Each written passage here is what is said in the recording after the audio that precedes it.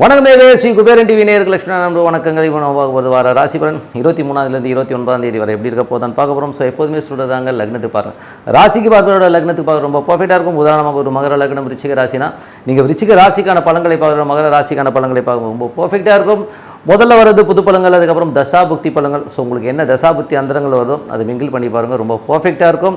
அதுக்கப்புறம் பரிகாரங்கள், உங்களுக்கு என்ன தசாபுக்தி அந்தரங்கள் இருக்கோ ஸோ அதுக்கான பரிகாரங்களை சொல்லியிருக்கோம் கோச்சார ரீதியாக. அதை வந்து நீங்கள் பண்ணி பாருங்கள், ரொம்ப சூப்பராக இருக்கும். வீடியோ நல்ல டிப் ஆஃப் த வீக்கில் வீண் விரயம் எதுக்கு, ஸோ வீட்டில் பணம் சேர என்ன செய்ய வேண்டும், ஸோ அதை பற்றி சொல்லியிருக்கோம், மறக்காமல் பாருங்கள். கன்னிராசி. ஸோ கன்னிராசிக்கு வந்து பார்த்திங்கன்னா உங்களது ராசி அதிபதி புதன் 10ல் இருக்கார். நிறைய தொழில் வாய்ப்புகள் நிறைய இருக்கும். ஸோ தொழில் வாய்ப்புகள், அதுக்கான பிரயாணம் நிறைய இருக்கும். ஏன்னா அது ராகுடைய ஸ்டாரில் இருக்கும்போது நிறைய பிரயாணம் பண்ணுற மாதிரி விஷயங்களை நிறைய கொடுத்துரும். அதுக்கப்புறம் பார்க்கும்போது உங்கள் 2ஆம் அதிபதி 2 மற்றும் 9ஆம் அதிபதியான சுக்கிரன். ஸோ 2 9ஆம் அதிபதி சுக்கிரன் வந்து பார்த்திங்கன்னா உங்களுக்கு 8ல் இருக்கும்போது குடும்பத்தில் அப்பானால் நிறைய பிரச்சனைகள் இல்லை ஒரு பிரயாணம் சம்மந்தமான விஷயம் மனஸ்தாபம் வர்றதுக்கான வாய்ப்புகள், ரொம்ப கவனமாக இருக்கணும். அப்பா சார்ந்த உறவுகளாலோ இல்லை பிரயாணம் பண்ணும்போது வந்து கொஞ்சம் சேஃப்டி மெஷர்லாம் பர்ஃபெக்டாக எடுத்துக்கோங்க. ஸோ ரொம்ப கவனமாக இருக்கணும். அதுக்கப்புறம் பார்க்கும்போது உங்களுக்கு 3ஆம் அதிபதி. ஸோ 3 8ஆம் அதிபதியான செவ்வாய். 3 8ஆம் அதிபதி செவ்வாய் வந்து பார்த்திங்கன்னா உங்களுக்கு வந்து இப்போ 12ல் இருக்கும்போது ரொம்ப ரொம்ப கவனமாக இருக்கணும். ஏதாச்சும் வந்து டாக்குமெண்ட்டோ செக்கோ இஷ்யூ பண்ணுறதுக்கு முன்னாடி 1க்கு 4 வாட்டி யோசிச்சு இஷ்யூ பண்ணுங்கள்.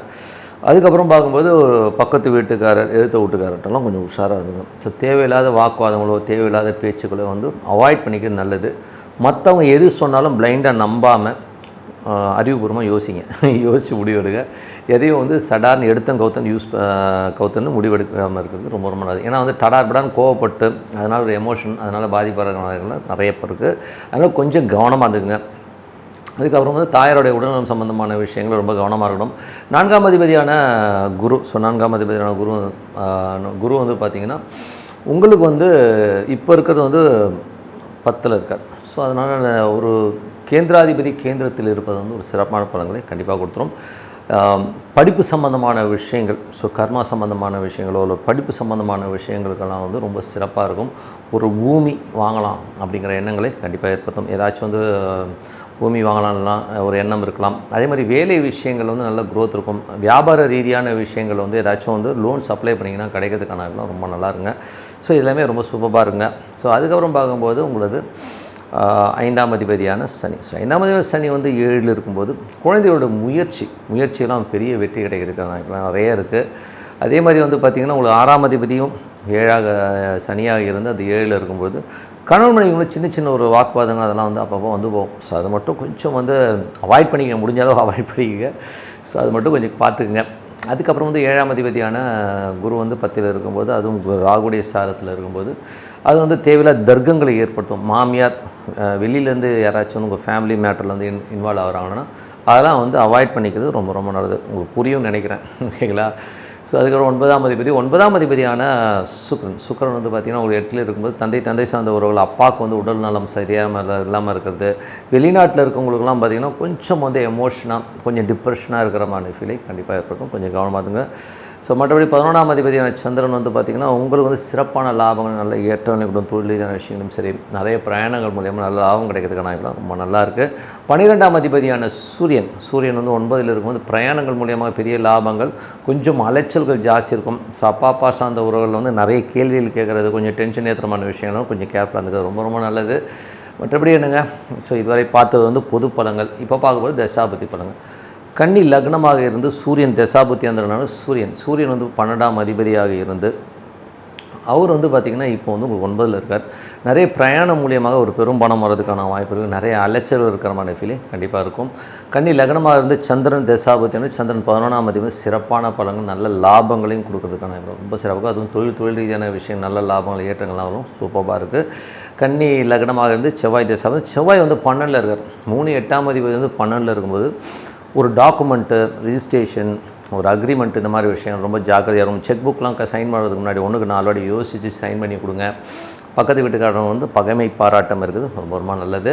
கன்னி லக்னமாக வந்து ராகு தசாபதினா ராகு வந்து 6ல் இருக்காது, அது குருவுடைய சாரத்தில் இருக்கும்போது நிறைய பிரயாணங்கள், வேலை விஷயங்கள், நிறைய மாற்றங்கள் இதெல்லாமே இருக்கும். ஸோ பிஸ்னஸ் சம்மந்தமான விஷயங்களில் வந்து ஒரு லோன் வாங்குறது, அதனால் வந்து லோன் கிடைக்கிறதுக்கான இப்போ ரொம்ப சிறப்பாக இருக்குது. வியாபாரத்தில் சின்னதாக ஒரு போட்டி இருக்கும். ஸோ அதெல்லாம் வந்து ஆல் இன் த கேம், அதை வந்து ஃபைட் பண்ணி வந்து பாருங்கள். அதுக்கப்புறம் பார்க்கும்போது கன்னி லக்னமாக வந்து குரு தேசாபதியும், குரு வந்து பார்த்திங்கன்னா உங்களுக்கு வந்து 4 10ஆம் அதிபதி, 4 7ஆம் அதிபதி 10லும் ஒரு கேந்திராதிபதி கேந்திரத்தில் இருக்கிறது வந்து பெரிய லாபங்கள், பெரிய இதெல்லாம் கொடுத்துரும். ஸோ தொழிலுக்கு தேவையான ஃபண்டு நல்லா வந்து வரும். ஸோ நல்லா ரொட்டேஷன் வர்றதுக்கான வாய்ப்பாக இருக்குது. தொழில் போட்டிகள் மட்டும் கொஞ்சம் ஜாஸ்தியாக இருக்கும். ஸோ அதை மட்டும் வந்து நம்ம கொஞ்சம் பார்த்து நடந்துக்கணும். வேலைக்காரர்கள், ஸோ நம்மக்கிட்ட வேலை பார்க்குறவங்க கொஞ்சம் வந்து எமோஷனாக இருக்கிற மாதிரி ஃபீல் இருக்கும். அதெல்லாம் வந்து கொஞ்சம் பார்த்து நடந்துக்கிறது ரொம்ப ரொம்ப அவசியம். அதுக்கப்புறம் பார்க்கும்போது உங்களுடைய கன்னி லக்னமாக வந்து சனி தேசம், சனி வந்து பார்த்திங்கன்னா உங்களுக்கு வந்து 5 6ஆம் அதிபதி 7 இருக்கும்போது குழந்தைகளோட வளர்ச்சி சூப்பராக இருக்குங்க. குழந்தைகள் அடுத்த கட்டத்தில் முன்னேறது இதெல்லாமே ரொம்ப சூப்பராக இருக்கும். கன்னி லக்னமாக இருந்து புதன் தேசாபதி, புதன் 10ல் இருக்கும்போது தொழில் ரீதியான விஷயங்கள், நல்ல எமோஷன், நல்ல ஒரு பிரயாணங்கள் மூலயமாக நல்ல சிறப்பாக இருக்கும். வேலையில் வந்து நிறைய அலைச்சல் இருந்தாலும் அடுத்த கட்டத்தில் முன்னேறதுக்கான வாய்ப்பு, பேர் புகழ் கிடைக்கிறதுக்கான வாய்ப்பு ரொம்ப சிறப்பாக இருக்குது. கன்னி லக்னமாக இருந்து கேது தேசம், கேது 12ல் இருக்கார். அதுவும் சூரியனுடைய சாரத்தில் வந்து பிரயாணங்கள், ஸோ பிரயாணங்கள் கொஞ்சம் டிஸ்கம்ஃபர்ட்டாக இருக்கும். அப்பாவுடைய உடல்நலம் சம்பந்தமான விஷயம் ரொம்ப கவனமாக இருக்கணும். கன்னி லக்னமாக இருந்து சுக்கிரன் தசாபதினா, சுக்கிரன் வந்து பார்த்தீங்கன்னா உங்களுக்கு வந்து 8ல் இருக்காருங்க. ஸோ அதை வந்து கொஞ்சம் ஜாகிரதையாக பேசும்போது கொஞ்சம் ஜாகிரதை வேணும். அப்பா சார்ந்த உறவில் வந்து ஒரு எமோஷனல் ஸ்ட்ரெஸ்ஸாக வரதுக்கான ரொம்ப கவனமாக இருக்குது, ரொம்ப ரொம்ப அவசியங்க. ஸோ இது இப்போ பார்த்து வந்து தசாபதி பலன்கள் இப்போ பார்க்க போகிறது பரிகாரங்கள். ஸோ பரிகாரங்கள் வந்து பார்க்க போனோம்னா எல்லாருக்குமே ஒரு தசாபுக்தி நடக்கும் இல்லையா? ஸோ அந்த தசாபுக்தி என்ன நடக்குதோ ஸோ அந்த பரிகாரங்களை பண்ணுறது ரொம்ப ரொம்ப சிறப்புங்க. உதாரணமாக இப்போ வந்து பார்த்திங்கன்னா, இப்போது சூரிய தசா புத்தி அந்தரங்க எல்லா ராசிக்காரருக்குமே ஓகேங்களா, யாருக்கு வந்து சூரியன் தசா புத்தி அந்தரங்க நடக்குதோ ஸோ அவங்க வந்து என்ன பண்ணலான்னா, ஞாயிற்றுக்கிழமைகளில் வந்து மொச்சை பயிர் வந்து தானம் பண்ணுறது ரொம்ப ரொம்ப சிறப்புங்க. ஸோ இது வந்து கோச்சார அடிப்படையில் தான் சொல்லியிருக்கோம். அது ரொம்ப நல்லாயிருக்கும். ஸோ உங்களுக்கு ஒரு ஸ்ட்ரகிளாக இருக்க ஒரு மாதிரி இருக்குன்னா அப்போ அந்த மொச்சை பயிரை வந்து தானம் பண்ணும்போது ஒரு சிறப்பான பலன்களை கொடுக்கும். அதுக்கப்புறம் வந்து யாருக்கெல்லாம் சந்திரன் தசாபுத்தி அந்தரங்க நடக்குதோ அவங்க வந்து அன்னதானம் பண்ணுறது ரொம்ப நல்லதுங்க. ஏன்னா வந்து சந்திரன் வந்து கொஞ்சம் ஓடிக்கிட்டே இருக்கிற ஒரு பிளானட் போது நம்ம பர்ஃபெக்டாக சொல்ல முடியாது. அதனால் அன்னதானங்கள் நீங்கள் பண்ணலாம். எந்த கிழமைகளில் பண்ணாலும் திங்கக்கிழமைகளில் வந்து நீங்கள் வந்து அன்னதானம் பண்ணுறது ரொம்ப சிறப்பு. இல்லைனா யாராவது கஷ்டப்படுறவங்களுக்கு வந்து ஒரு 5 கிலோ அரிசி நீங்கள் தானம் பண்ணுங்க, அது சிறப்பான பலன்களை கொடுக்குங்க. அதுக்கப்புறம் பார்க்கும்போது யாருக்கெல்லாம் வந்து செவ்வாய் தசாபுத்தி அந்தரங்கள் நடக்குது அப்படின்னிங்கன்னா, ஸோ யாருக்கெல்லாம் இப்போது செவ்வாய் தசாபுத்தி அந்தரங்கள் நடக்குதோ அவங்க வந்து ஃபுட்டு, அதாவது ஏதாவது சாப்பாடு வாங்கி கொடுக்கலாம். இல்லைனா கஷ்டப்படுறவங்களுக்கு வந்து ஒரு 5 கிலோ அரிசி இந்த மாதிரி வாங்கி கொடுங்க. ஸோ இது வந்து எப்போ பண்ணும்போது செவ்வாய்க்கிழமைகளில் இந்த தானம் பண்ணும்போது ரொம்ப சிறப்பான பலன்களை கண்டிப்பாக கொடுக்குங்க. ஸோ இது வந்து கண்டிப்பாக பண்ணுங்கள். இது பண்ணும்போது ரொம்ப சிறப்பாக இருக்கும். அதுக்கப்புறம் வந்து புதன் தசாபுத்தி அந்தரங்கள், ஸோ யாருக்கெல்லாம் வந்து புதன் தசாபுத்தி அந்தரங்கள் நடக்குதோ ஸோ அவங்க வந்து எள்ளு தானம், ஸோ எள்ளு தானங்கிறது யாரும் பண்ண மாட்டாங்க. எள்ளுன்னு பயப்படுவாங்கன்னு வச்சுக்கோமே. அப்போ என்ன பண்ணணும் போது நீங்கள் வந்து ஒன்று ஊனமுற்றவர், ரொம்ப வந்து ஹேண்டிகேப்ட் யாராச்சும் இருக்காங்க அப்படின்னா அவங்களுக்கு வந்து ஏதாச்சும் துணிமணிகள் எடுத்து கொடுங்க. இல்லைன்னா ரொம்ப வயதானவர்கள் இருப்பாங்க, ரொம்ப ஏஜ்டு, ரொம்ப கூன் போட்டிருப்பாங்க, ரொம்ப வயசானவங்களாம் இருப்பாங்க இல்லையா, கஷ்டப்படுறவங்க, அவங்களுக்கு ஒரு லுங்கி எடுத்து கொடுக்கலாம். இல்லை ஒரு நைட்டி, ஏதோ ஒரு விஷயம் வந்து நீங்கள் வந்து ஆடை வந்து எடுத்து கொடுக்குறது ரொம்ப ரொம்ப நல்லது. அது வந்து எப்போ எடுத்து கொடுக்கணும் போது புதன்கிழமைகளில் வந்து இந்த மாதிரி ஆடை தானம் பண்ணும்போது உங்களுக்கு இருக்கிற பிரச்சனைகள் வந்து ரொம்ப நல்ல ரிலீஃப் கிடைக்கும். ஸோ இது வந்து புதன்கிழமை பண்ணிட்டு வாங்க. இது ஒன்றும் பெரிய செலவாகுது, சின்ன ஒரு கர்ச்சீஃப் வாங்கி கொடுத்தா கூட அது ஆடை தானம் தான் ஓகேங்களா. ஸோ அது வந்து நீங்கள் பண்ணுங்கள். அதுக்கப்புறம் யாருக்கெல்லாம் வந்து பார்த்திங்கன்னா குரு தசா புத்தி அந்தரங்க நடக்குது, ஸோ வந்து யாருக்கு எல்லா ராசிகளும் சொல்லும் குரு தசா புத்தி அந்தரங்க நடக்கிறவங்களுக்கெல்லாம் பார்த்திங்கன்னா அவங்க வந்து வியாழக்கிழமைகளில் வந்து மொச்சை பயிரை வந்து தானம் பண்ணுவாங்க. யாரும் கஷ்டப்படணும் ஒரு 1/2 கிலோவோ 1/4 கிலோ வந்து ஒரு பேக்கெட் வாங்கி கொடுக்குறது ரொம்ப ரொம்ப சிறப்பு. ஸோ அது ரொம்ப சிறப்பான பலன்களும். இல்லைனா வந்து யாருக்காச்சும் வந்து திருமணமாகாத பெண்களுக்கு வந்து உங்கள் அப்பா அம்மாவை விட்டு ஒரு துணி வந்து ஒரு ஃப்ரீயாக எடுத்து கொடுங்க. கஷ்டப்படுறவங்களுக்கு வந்து அந்த துணி வந்து எடுத்து கொடுக்க ரொம்ப நல்லது. அதுவும் வந்து வியாழக்கிழமைகள் எடுத்து கொடுக்கும் ரொம்ப சிறப்பான விஷயம். ஸோ திருமணமாகாத பெண்களுக்கு துணி எடுத்து கொடுக்க ரொம்ப சிறப்பான பலன்களை கொடுக்கும். யாருக்கெல்லாம் வந்து சனி தசா புத்தி அந்தரங்கள் நடக்குதோ ஸோ அவங்க வந்து என்ன பண்ணலாம் அப்படின்போது உணவு தானம். உணவுனும்போது சனிக்கிழமைகள் வந்து யாருக்காச்சும் சாப்பாடு வாங்கி கொடுக்குறது ரொம்ப சிறப்பான பலன்கள் கொடுக்கும். அப்படி இல்லைன்னா நீங்கள் என்ன பண்ணுங்கன்னா, சாப்பாடு இல்லைன்னா நீங்கள் யாருக்காச்சும் ஒரு 5 கிலோ அரிசி, ரொம்ப கஷ்டப்படுறவங்களும் ஒரு 5 கிலோ அரிசி வாங்கணும். ஒரு ஃபேமிலியாக வந்து ரொம்ப நாள் சாப்பிடுவாங்க இல்லையா, ஸோ அந்த மாதிரி விஷயங்கள் பண்ணுறது ரொம்ப ரொம்ப சிறப்பு. அதுக்கப்புறம் யாருக்கெல்லாம் புதன் தசாபுத்தி அந்தரம் நடக்குதோ ஸோ புதன் தசாபுத்தி அந்தரம் நடக்கிறவங்க வந்து முதலே சொல்லிட்டோம். ஸோ சனின்னு போது ஊனமுற்றவர்களுக்கு கொடுக்குறது. அதுக்கப்புறம் பார்க்கும்போது யாருக்கெல்லாம் கேது தேசா புத்தி அந்தரம் நடக்குதோ ஸோ அவங்க வந்து என்ன பண்ணணும் அப்படின்னும்போது வந்து பச்சைப்பயிறு தானம் பண்ணுறது ரொம்ப நல்லதுங்க. ஸோ பச்சைப்பயிறு தானம் பண்ணலாம். அப்படி இல்லைன்னா சின்ன சின்ன குழந்தைகள் இருக்காங்க இல்லையா, ஃபீஸ் கட்ட முடியலன்றவங்களுக்கு வந்து ஒரு ஃபீஸ் கட்டுறது, இல்லை சின்ன குழந்தைகள் கஷ்டப்படுறவங்களுக்கு வந்து ஒரு துணிமணி எடுத்து கொடுக்குறது வந்து சிறப்பான பலன்களை கண்டிப்பாக கொடுக்குங்க. அதுக்கப்புறம் பார்க்கும்போது யாருக்கெல்லாம் வந்து சுக்கிரன் தசாபுத்தி அந்தரம் நடக்குதோ, சுக்கிரன் தசாபுத்தி அந்தரம் நடக்கிறவங்க வந்து யாருக்கா ஏழைகளுக்கு வந்து சாப்பாடு, அதை வெள்ளிக்கிழமைகளில் வந்து ஒரு சாப்பாடு வாங்கி கொடுக்குறது ரொம்ப சிறப்பான பலன்கள் இருக்கும். ஸோ அது வந்து இப்போ வந்து கேது தசாபுத்தி அந்தரம் நடக்கிறவங்க வந்து செவ்வாய்க்கிழமைகளில் வந்து அந்த தானம் பண்ணுங்கள். இது வந்து வெள்ளிக்கிழமைகளில் வந்து நீங்கள் வந்து சுக்கிர தசாபுத்தி அந்தரம் சாப்பாடு வாங்கி கொடுத்தீங்கன்னா ரொம்ப சிறப்பான பலன்கள் கொடுக்கும். அப்படி இல்லைன்னா யாருக்காச்சும் வந்து திருமணமானவர் ரொம்ப கஷ்டப்படுறவங்களுக்குலாம் வந்து ஏதாச்சும் ஆடை வாங்கி கொடுக்கணும், ரொம்ப சிறப்பான பலன்கள் கொடுக்குங்க. அதுக்கப்புறம் பார்க்கும்போது யாருக்கெல்லாம் ராகு தசா புத்தி அந்தரம் நடக்குதோ, இது எல்லா ராசிகளும் தான். ஸோ ராகு தசா புத்தி அந்தரம் நடக்கிறவங்க வந்து கோதுமை தானம் பண்ணுறது ரொம்ப ரொம்ப சிறப்புங்க. ஸோ யாருக்காச்சும் வந்து கஷ்டப்படணும், ஒரு ஆட்டா மாவு வாங்கி கொடுக்கலாம். இதுதான் ஆட்டா பேக்கெட் விற்கிது, 1/2 kg 1 kg வந்து யாருக்காச்சும் தானம். இது வந்து ஞாயிற்றுக்கிழமைகளில் பண்ணும்போது ரொம்ப சிறப்பாக இருக்குங்க. ஸோ ஞாயிற்றுக்கிழமைகளையும் பண்ணலாம், சனிக்கிழமைகளும் பண்ணலாம். பட் எனக்கு வந்து சனிக்கிழமைகள் ரொம்ப சிறப்பாக இருக்குங்க. ஸோ இது வந்து பண்ணிவிட்டு வாங்க, ரொம்ப சிறப்பான பலன்களை கண்டிப்பாக எதிர்பார்க்குங்க. ஸோ இது வந்து ரொம்ப நல்லா ஒர்க் ஆகும். ஸோ இதுவரை பார்த்தது வந்து பரிகாரங்கள். இப்போ பார்க்க வந்து tip of the week. So tip of the வீக்கில் வந்து பார்த்திங்கன்னா எப்போதுமே எல்லோருமே சொல்கிற ஒரு விஷயம் என்னென்னா, எனக்கு காசு தங்கவே மாட்டேங்குது, எங்கள் வீட்டில் வந்து காசே நிற்க மாட்டேங்குது அப்படின்னு சொல்லிட்டு நிறைய பேர் வந்து புலம்புறதை பட்டிருப்போம்.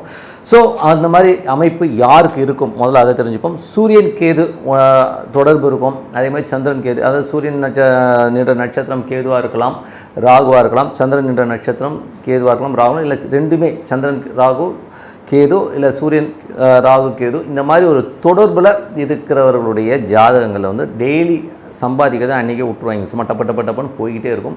ஸோ இது வந்து நம்ம வந்து மாற்றவே முடியாது. ஸோ அந்த மாதிரி ஒரு காலகட்டம் நிறைய ஜாதகங்கள் இருக்கும். ஸோ அவங்களால வந்து சேமிப்புங்கிறது நீங்கள் சம்பாதிச்சேன் சார் நீங்கள் இப்போ டப்பன்னு போயிட்டே இருக்குன்றதை வந்து பார்க்க முடியும். அதே மாதிரி வந்து குரு ராகு குரு கேது தொடர்பு இருக்கிற ஜாதகங்கள், ஸோ அதை வந்து பார்த்தீங்கன்னா நட்சத்திரமாக வரலாம், இல்லை ரெண்டுமே ஒன்றா சேர்ந்து வர ஜாதகங்கள்லையும் பார்த்திங்கன்னா பணம் வந்து சேர்த்து வைக்கவே முடியாது. அவங்களுக்கு வந்து பார்த்தீங்கன்னா குரு ராகு குரு கேது இருக்கவங்களுக்கு பார்த்திங்கன்னா ஒரு ரொம்ப வருஷமாக ஒரு 4-5 வருஷமாக சேர்த்து வச்சேன் சார், 2-3 வருஷமாக கொஞ்சம் கொஞ்சமாக சேர்த்து வச்சேன், பட்டுன்னு பார்த்தீங்கன்னா ஒரே நாள் 2 நாளில் அந்த மொத்த காசுமே டக்குன்னு காலியாகும். ஸோ அந்த மாதிரி ஒரு அமைப்பு வந்து இந்த ஒரு காம்பினேஷன்ஸுக்கு இருக்குது. ஸோ அப்போ என்ன பண்ணலாம் அப்படின்னும் போது என்னை பொறுத்தவரை வந்து இந்த மாதிரி அமைப்பு இருக்கவங்க வந்து காசு வந்து நம்ம கையில் வந்து ஒரு பேங்க்லேயோ இல்லை ஏடிஎம்மில் போட்டு எடுக்கிற மாதிரியோ வச்சுக்கவே கூடாது. ஒரு கமிட்மெண்ட்டில் கொண்டு போய் விட்டுக்கணும். எந்த மாதிரி கமிட்மெண்ட்னும் போது ஏதாவது ஒரு லேண்ட் வாங்கி போடலாம், ஒரு இஎம்ஐயில் லேண்டை வாங்கி போட்டு இஎம்ஐ போயிட்டே இருக்கட்டும் போடா அப்படின்னு சொல்லிட்டு அந்த மாதிரி ஒரு கமிட்மெண்ட்டை வச்சுக்கிட்டு வர காசு உங்கள் கையில் இல்லாமல் வெளியில் போகிற மாதிரி வச்சுக்கலாம். இது சில பேர் வந்து கோல்டு காயின் மாதிரியான விஷயங்களில் வந்து இன்வெஸ்ட்மெண்ட் பண்ணி அது கோல்டு காயினாக கன்வெர்ட் பண்ணி வச்சுக்கோங்க. ஸோ அந்த மாதிரி பண்ணிக்கிட்டிங்கன்னா கையில் காசு இல்லாத போது நீங்கள் எதுவும் உங்களை விட்டு அந்த காசு போகாது, ஆனால் சேவிங்ஸாக இருக்கும். ஏன்னா அந்த நீங்கள் பண்ணுற சேவிங் அப்போக்கே உங்களுக்கு வந்து டோட்டலாக வந்து கையில் இருக்கக்கூடாது, கையில் இருந்தீங்கன்னா நீங்கள் காலி பண்ணிடுவீங்க. ஸோ அந்த மாதிரி ஒரு சேமிப்பும் பழக்கம் வச்சுக்கோங்க. ஸோ இது ஒரு லேண்டுன்னா ஒரு லேண்டில் இஎம்ஐ போட்டிங்கன்னா உடனே விற்க முடியாது. அதுக்குள்ளே வந்து பார்த்திங்கன்னா சரி இதுக்கு விற்றுட்டு இருக்கணும், வேறு எதாவது அரேஞ்ச் பண்ணலாம் சொல்லிட்டு நீங்கள் வேறு எதுக்கு போயிடுவீங்க. ஸோ அந்த மாதிரி ஒரு விஷயங்கள் பண்ணும்போது கண்டிப்பாக வந்து அந்த சொத்தாகவோ இல்லை வேறு ஒரு லெவலில் இருக்கும்போது நமக்கு வந்து இது வந்து பெரிய ஒரு சேமிப்பாக இருக்கும். கையில் வச்சிங்கன்னா கண்டிப்பாக காலியாகும். ஸோ உதாரணம் என் நண்பர் ஒருத்தர் இருக்கார். ஸோ அவருக்கு வந்து பார்த்திங்கன்னா கிட்டத்தட்ட 15 வருஷமாக அவர் அப்படி தான் இருக்கார். 15 வருஷமாக பார்த்திங்கன்னா அவர் பேங்க் பேலன்ஸ் நிறைய சம்பாதிப்பார், ஆனால் எதுவுமே அவர் கையில் இருக்காது. அவர் என்ன சொல்ல, நம்ம எனக்கு தெரியுங்க இது வந்து கையில் வச்சுருந்தேன்னா ஒன்று ஒரு மெடிக்கல் செலவு வந்துடுது, இல்லைன்னா வீட்டுக்கே ஏதாவது செலவு, இல்லைன்னா நானே ஒரு ஆடம்பர பொருளை வந்து வாங்கிடுறேன். ஸோ அதனால் சுத்தமாக காசே நிற்க மாட்டேன். அது பேசாமல் கமிட்மெண்ட் வச்சுப்பார். ஒரு இஎம்ஐயில் வந்து லேண்டை வாங்குறது, ஒரு வண்டி வாங்கினா கூட ஒரு இஎம்ஐயில் போட்டு அது போய்ட்டு கடன் போயிட்டே இருக்கணும் சார்னு விடுவார். ஏன்னா அது ஒரு சொத்து, ஒரு அசட்டாக மாறிடுது, அவருக்கு வந்து ஒரு யூஸ்ஃபுல்லாகவும் இருக்குது. ஸோ அந்த மாதிரி இருக்கும்போது வந்து டோட்டலாக வந்து அவர் வந்து சேஃபராக வர்றார். ஸோ இதுதான் வந்து மெயினான விஷயம். ஸோ இந்த மாதிரி வந்து சேவிங்ஸ் பண்ணுங்கள். அதே மாதிரி வந்து பரிகாரம்னு சொல்லும்போது இந்த குரு கேது குரு ராகு இருக்கிறவங்க வந்து சித்தர் சமாதிகளுக்கு வந்து பௌர்ணமி அன்னைக்கு வந்து வழிபாடு பண்ணும்போது இந்த கடன் பிரச்சனைகளோ இந்த பொருளாதாரம் சம்மந்தம் சேர்த்து வைக்கலைங்கிற சூழ்நிலையில மாறி உங்களுக்கு வந்து வேறு விதத்தில் வந்து ஒரு பெரிய அசட்டாக மாறதுக்கான ரொம்ப சூப்பராக இருங்க. ஸோ அதனால் இது அப்ளை பண்ணி பாருங்கள், ரொம்ப சூப்பராக இருக்கும். ஸோ இந்த ஜாதகங்களில் வந்து என்னால் சேமிக்க முடியலங்கிறது இது வந்து கண்டிப்பாக வந்து யூஸ்ஃபுல்லாக இருக்கும்னு சொல்லிட்டு உங்களோட விடைபெறுவது உங்கள் லக்ஷ்மி நாராயணன். எங்களுக்கு வந்து ஒரு வெப்சைட் இருக்குது, masterlakshmi.comனு போய் பாருங்கள். ஸோ உங்களுக்கு யூஸ்ஃபுல்லாக இருந்தால் எங்களை காண்டாக்ட் பண்ணுங்கள் சொல்லிட்டு உங்களோட விடைபெறுகிறேன். நன்றி, வணக்கம். ஸ்ரீ குபேரன் டிவியை பார்த்தமைக்கு நன்றிகள். மேலும் இது போன்ற தகவல்களை தெரிந்து கொள்ள ஸ்ரீ குபேரன் டிவியை சப்ஸ்கிரைப் செய்யுங்கள். மறக்காமல் பெல் ஐக்கானை கிளிக் செய்யுங்கள்.